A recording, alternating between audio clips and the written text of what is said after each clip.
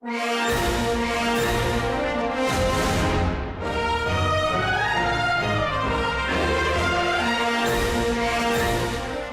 조태현의 생생경제 2부로 이어가도록 하겠습니다. 4550 쓰시는 분 메일 듣는데 처음 참여한다고 문자를 보내주셨어요. 청취율 조사하면 인증도 할게요 라고 말씀을 해주셨는데 우물정의 공구사업으로 청취율 조사 참여하시고 인증 남겨주시면은 여러모로 저희가 추첨을 해가지고 커피 쿠폰도 드리고 있습니다. 6778 쓰시는 분 앵커님 숨 좀 쉬고 하세요 라고 말씀을 해주셨는데요. 사실 제가 말이 실제로는 굉장히 느리거든요. 그래서 실제로 방송할 때는 거의 제가 낼 수 있는 최대 속도로 말을 빠르게 하고 있어서 좀 숨찰 때가 있습니다. 근데 제 원래 속도로 하면은 다들 잠들 것 같아요. 아무튼 이제 본격적인 이야기로 들어와서 2부의 시작을 문을 열도록 하겠습니다. 마누라와 자식 빼고 다 바꿔라. 혁신과 리더십이 필요한 기업의 바이블처럼 돌고 도는 삼성전자 이건희 전 회장의 메시지입니다. 이 메시지 그 어느 때보다 지금 삼성전자에게 가장 필요한 순간이 아닐까 모르겠습니다. 지금 창사 이래 최대 위기를 겪고 있다는 평가를 받는데요. 기업과 리더의 이야기를 이어주시는 리더스 인덱스의 박주근 대표님과 이야기 나눠보도록 하겠습니다. 대표님 어서 오십시오. 네, 안녕하세요. 짧게만 하나 살펴보도록 할게요. 고려아연과의 경영권 분쟁 계속적으로 다 진행이 되고 있는데 어제 영풍과 MBK의 공개 매수가 마무리가 됐거든요. 네. 그 결과로 지분을 확보를 하면서 상당히 좀 유리한 고지에 올라섰다라는 평가가 나오는데 대표님은 어떻게 보세요?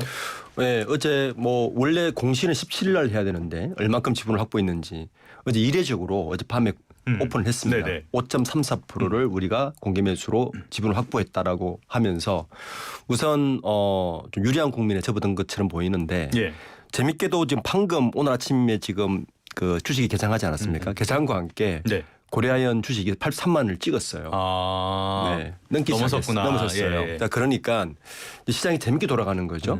우선 그 MBK 영풍연합이 유리한 고지를 점령한 것 같지만 사실은 물론 유리합니다. 현재 지분상 38%가 됐으니까요. 그리고 고려아연의 측에서 자사주를 매입하는 20%를 다 매입했을 때를 가정하면 지분은 6%까지 올라갑니다. 유리치는 왜냐하면 자사주는 의결권을 확보를 못하니까요. 일단은 유리한 건 확실한데 네. 문제는 결국에는 다음 달엔 임시주총에 얼마나 이사진을 넣느냐의 첫 번째 관건, 그리고 내년 3월 달에 주주총에서 어떤 결정을 하는가가 핵심이 될 것이고 33% 이상 지분을 갖고 있는 영풍 측에서 고려아연 측에서도 아마 어느 한쪽도 뭔가를 마음대로 하지 못하는 아주 지리한 싸움이 계속될 것 같습니다. 알겠습니다. 이번 상황을 좀 지켜보면서 말씀하신 것처럼 지리한 싸움 이런 상황도 계속 봐야 될 것 같습니다. 본격적으로 삼성전자로 가보도록 하겠습니다.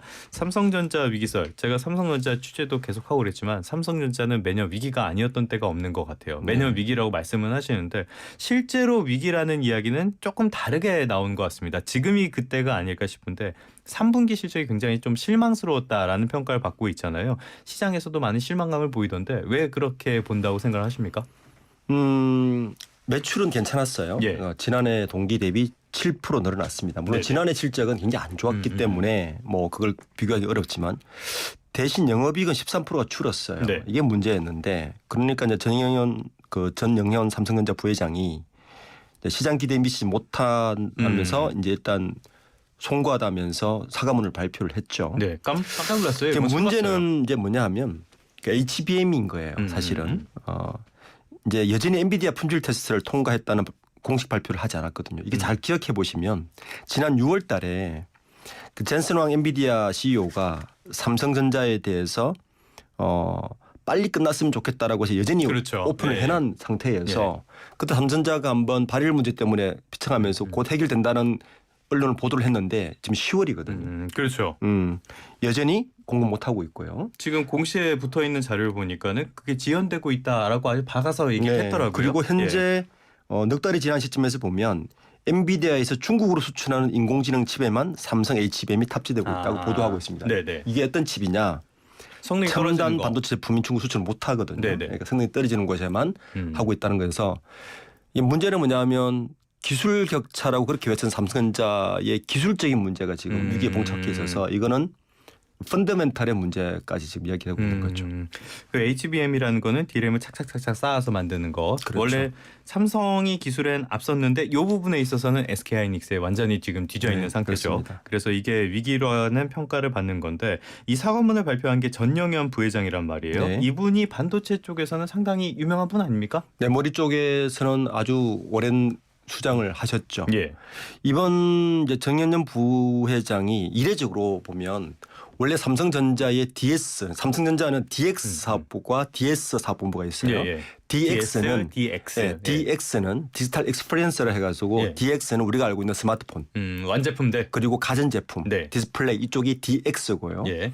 DS는 말 그대로 디바이스 솔루션, 그러니까 부품 사업이죠. 부품. 그래서 반도체, 파운드리, 시스템 LSI 네. 이 사업부가 DS 사업본부인데 원래 그 이례적으로 삼성전자의 이 DS 부문장이 원래 경계현 사장 대표이사였어요. 예.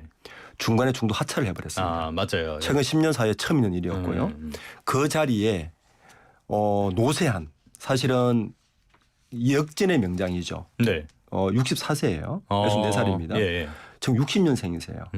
그러니까 아주 오래된 그리고 DS 메모리 부문장을 2014년도에 했어요. 10년 전에 부문장 하시던 분이에요. 예. 그러니까 10년 전에 수장을 다시 불러내는 다시. 겁니다. 그러니까 그러면서 이제 한 이분이 들어온 지 5월 달에 들어왔으니까 한 4개월 지나면서 네. 조직을 봤을 거 아닙니까? 네, 네. 그리고 3분기 실적을 발표하면서 사과문을 발표했는데 사과문의 내용을 잘 보면 네. 사실은 삼성전자가 총체적 난국에 빠졌구나라는 걸 바로 알 수 있어요. 사과문 핵심이 세 가지입니다. 네. 이제 이 전 부회장이 이야기하면서 기술의 근원적 경쟁력 복원이라는 말을 꺼냈고요. 그거는 지금 기술이 뒤지고 있다. 뒤지고 있다는 네. 이야기를 스스로 한 거예요. 네. 두 번째는 보다 철저한 미래 준비를 하겠다고 이야기를 했고 그러니까 미래 청사진이 없다는 네, 이야기입니다. 네, 네. 세 번째는 조직 문화와 일하는 방법을 혁신하겠다. 조직 문화에 상당한 문제가 있다는 걸 스스로 방증한 거죠. 네, 네. 그러니까 첫 번째를 다시 보면 원래 삼성전자라는 기업은 어떤 핵심 가치를 가지고 있냐면 경쟁력은 테크놀로지 리더십, 그러니까 우리가 말하는 초격차 기술이죠. 네.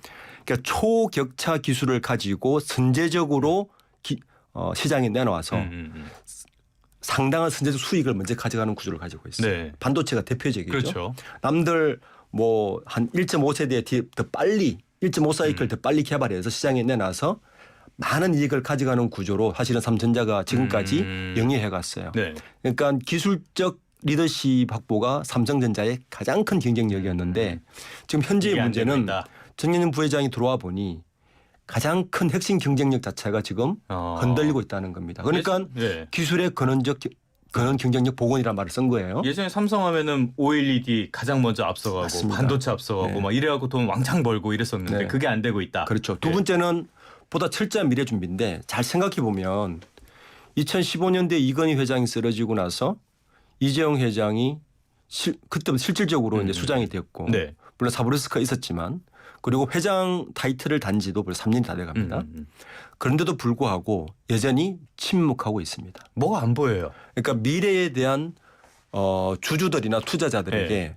미래에 대한 분명한 청사진을 내놓지 못하고 있어요. 예를 들어서 네네네. 우리 삼성전자는 AI 쪽에 어떻게 하겠다. 파운드리는 어떻게 하겠다. 여러 가지 이야기를 하는데 분명한 청사진을 내놓지 못하고 있어서 그에 대한 투자자들의 어떤 불확실성이 커져 있는 상태. 그러니까 예전에 잘하던 것만 계속 하려고 그러고 뭔가 맞습니다. 새로운 게 안 보인다. 네. 그리고 이 이면에는 사실 조직 문화라는 것도 상당히 문제라고 지금 내부적으로 네. 진단한 것 같습니다. 조직 문화가 문제라는 게 어떤 문제가 있는 걸까요? 우선 삼성전자가 지금 이제 기술적인 변화를 좀 읽어내셔야 되는데 네. 전 세계에 우리가 반도체 기업 많이 이야기를 하잖아요. 반도체 기업은 크게 두 가지로 분류를 할 수 그렇죠. 있습니다. 네. IDM 기업이 있어요. 네. 이건 뭐냐면 설계부터 최종까지 그렇죠. 토탈 다 하는 기업입니다. 전 세계에 딱 두 곳 있습니다. 인텔과 삼성전자입니다. 네. 인텔은 CPU라는 기술을 기반으로 전부 다를 하고 있는 IDM 반도체 기업이고 삼성전자는 그러니까 메모리 반도체라는 기술을 기반으로 전체를 다를 하는데 예전 시대 때는 이 IDM 업체가 전 세계를 호령했어요. 그렇죠. 그리고 예. 그 시장에서는 시장이 어떻게 형성되어 있냐면은 공급자 중심의 시장이었어요. 그렇죠. 우리 잘 생각해 보시면 노트북 살 때 인텔 CPU 뭐 13세대냐 12세대냐를 보고 기다리잖아요. 그죠? 기다렸다가 사고 네. 있잖아요. 그리고 그 안에 들어가 있는 메모리가 DDR4냐 DDR5냐를 보고 최진열을 달래라고 기다리는 시장이었어요. 지금도 일부 그렇지만 그렇죠. 그런 시장에서는 이 인텔이나 삼성전자가 시장을 완전히 주도를 한 거예요. 기다리라. 네. 그리고 나머지 기업들은 이 두 기업만 바라보고 있었던 그냥 거예요. 따라가는 것뿐이었죠. 그때는. 그 시점에 맞춰서 우리가 스마트폰 뭐 S24 나올 때 케이스 미리 안 사잖아요. 그것처럼 시장이 그렇게 형성돼 있었던 거예요. 네, 네. 그런데 시대가 바뀌면서 2017년 이후에 어떻게 바뀌었냐면은 우리가 많이 들어본 4차 산업혁명, IoT, AI가 생기면서 네. 이 시장이 붕괴가 되기 시작합니다. 아하. 시장이 공급자 중심이 아니고 수요자 중심으로 바뀌어요. 대표적으로 애플이 CPU가 인텔 걸 쓰지 않고 M1, M2, M3, M4 칩으로 스스로 네네네. 만들기 시작했고요. 애플에 들어가는 칩들 다 자기가 설계하고 그뿐만 아니라 일반 조그만 가전 회사들도 심지어는 자기들에게 맞는 칩을 스스로 만들기 시작합니다. 시장이 공급자 중심에 수요자 중심으로 바뀌었어요. 그래서 예.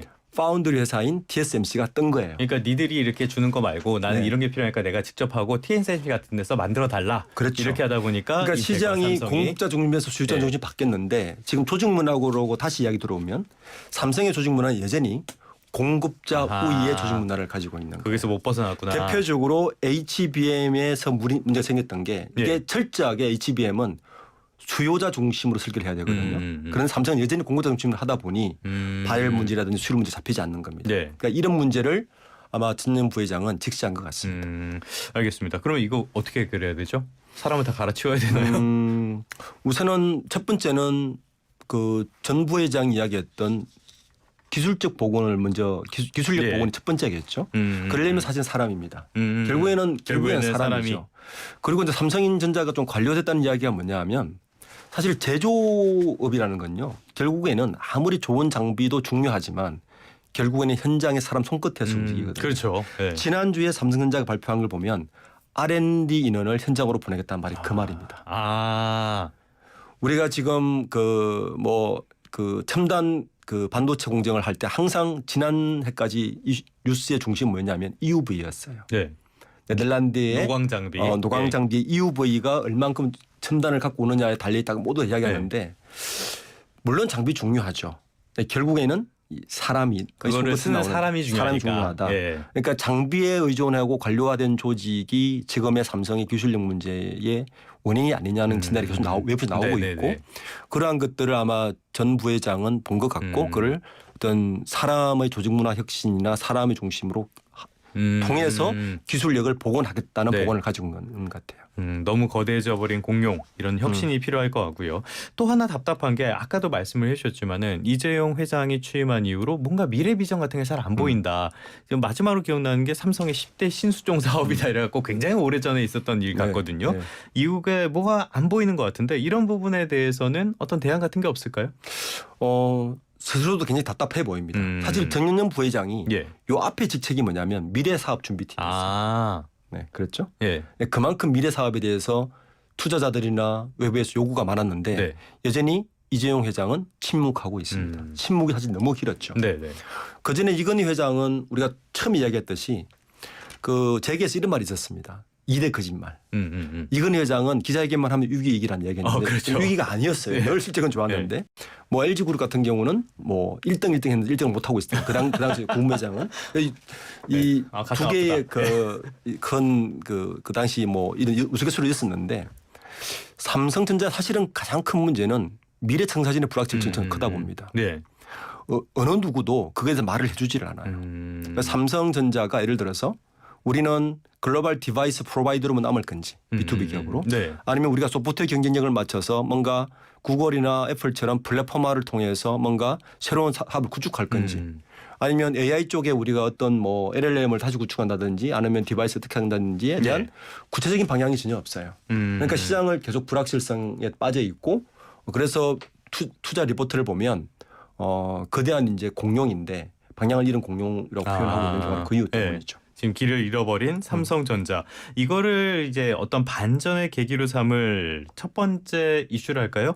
이런 것들이 항상 연말되면은 기자들이 삼성 내부를 막 취재하기 시작하거든요. 사장단 인사 때문에. 그렇죠. 이런 것 좀 봐야 되지 않을까요? 중요하죠. 저는 보통 삼성전자 인사가 다음 달 11월 달에 주로 이루어지죠. 네네. 무슨 사장단, 부회장단 인사부터 이루어지는데 현재 삼성전자는 이재용 회장 산하에 3명의 부회장이 있죠. 네. 우리가 이야기했던 이제 DS 사업본부의 네. 전영영 부회장, 네. 그리고 DX 사업본부의 한종희 부회장, 그리고 그 사업을 지원하는 사업 지원 TF의 또 부회장 한 분 계시죠. 네. 이 부회장 체제를 바꿀 건지에 대한부터 일단 시장에 관심이 많습니다. 그러니까 지금 또 하나 문제는 삼성전자가 이런 실적인데 아무도 책임지는 사람이 없다라는 말이 강합니다. 그리고 잘 보시면 공교롭게도 2018년부터 최근까지 삼성그룹, 현대차그룹, LG그룹 세 그룹의 수장이 바뀌었어요. 네. 맞죠? 네. 근데 차이가 있습니다. 현대차그룹은 정의선 회장이 취임하는 2018년 인말 인사 때부터 소위 말하는 정몽구 회장의 가신그룹 부회장단들을 다 바꿔버렸습니다. 예. 소위 물갈이를 다 하고 뉴페이스로 다 바꾸고 네. 외부 인물을 도입하고 구광모 회장 같은 경우도 2018년 회장되고 나서 그 이후에 회장 부회장단들 다 바뀌었죠. 네. 마지막으로 이제 군부회장까지 나가면서 LG엔솔에 네. 다 바뀌고 자기 진출을 구축했는데 유일하게 삼성그룹만 여전히 우리가 소위 말하는 옛날에 미전실 출신들이 여전히 자리를 잡고 있습니다. 그러니까 인적 쇄신이 저는 이루어지지 않았다. 네. 또 큰 지금의 위기를 자처하지 않았냐. 그러니까 이번 인사에서 저는 주목할 점은 과연 지금 현재 어떤 언론에서는 미전실 복귀 이야기를 하는데 저는 미전실이라는 그 올드한 조직과 그분들 아직 계시는 분들에 대한 인적 쇄신이 있을 것인가가 첫 번째 관전 포인트. 두 번째 관전 포인트는 반도체의 연구소나 수장들이 어떤 또 바뀔 건지가 세 번째 포인트. 세 번째는 AI인데요. 네. 제가 삼성전자도 유심히 이제 인사를 보면 그 AI 인재가 그 세계적으로 유명한 석학들이 와서 2년을 버틴 사람이 없습니다. 작년에도 보면 하버드에서 온 세바스찬 성 사장도 이미 1분기 사라졌고요. 그러니까 이런 새로운 글로벌 인재들이 왜 살아남지 못하는가에 대한 답도 이번에 해야 된다고 봅니다. 결국에 그것도 조직 문화라는 점으로 그렇습니다. 귀결될 수밖에 없다고 보는데 삼성전자의 위기 그리고 해법은 무엇일지 앞으로의 상황을 계속 지켜봐야 될 것 같습니다. 지금까지 박주근 리더스 인덱스 대표님과 함께 삼성전자 이야기 나눠봤습니다. 오늘 말씀 고맙습니다. 네, 감사합니다.